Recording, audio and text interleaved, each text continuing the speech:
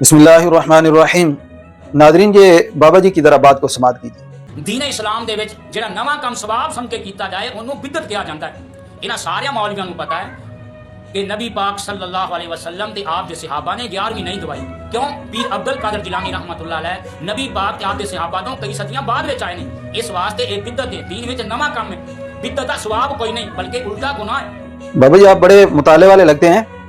وہ ایک سوال پوچھنا تھا کہ یہ ترجمہ قرآن کا کس صحابی نے کیا ہے؟ ذرا کوئی حدیث یا کوئی چلو آیت بھی آپ تو شاید نکال لیں گے، مجھے لگتا ہے بڑا مطالعہ آپ کا، آپ کی گفتگو سے پتہ چل رہا ہے۔ تو یہ جو مسجدوں کے اوپر وہ مینار بنے ہیں وہ کس صحابی نے لگائے تھے؟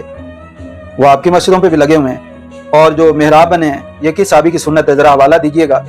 اور ظاہر ہے آپ لوگ تو نیا کام ثواب سمجھ کے تو نہیں کرتے، یہ آپ نے یقیناً قرآن کا ترجمہ جو آپ کے لوگوں نے کیا گناہ سمجھ کے کیا ہوگا، کیونکہ ثواب نئی چیز کو سمجھنا تو بدعت ہے۔ اور یقیناً آپ نے جو مسجدوں کے اوپر وہ لگائے ہیں مینار، یہ گناہ سمجھ کے لگائے ہوں گے، ثواب تو نئی چیز نہیں ہو سکتی نا، ظاہر ہے آپ بڑے سمجھدار لگ رہے ہیں۔ اور جو مسجدوں کے آپ نے وہ محراب بنائے وہ بھی گناہ سمجھ کے بناتے ہوں گے نا، ظاہر ہے یہ گناہ ہے سارے۔ بخاری شریف بھی بتانا نام کی صحابی کی ہے، اور وہ جو مسلم شریف ہے یہ سیاستہ پھر آپ لوگوں نے تراجم کی اور آج تک وہ بڑکے مارتے ہو ہمارے فلانے مولوی نے اتنا کام کیا، یہ ذرا ان کے حوالے آپ نا وہ قرآن و حدیث سے دے دینا، ٹھیک ہے نا؟ ہاں جی۔ باقی میرا مشورہ یہ ہے کہ آپ اپنی عمر کے مطابق شوق پالیں۔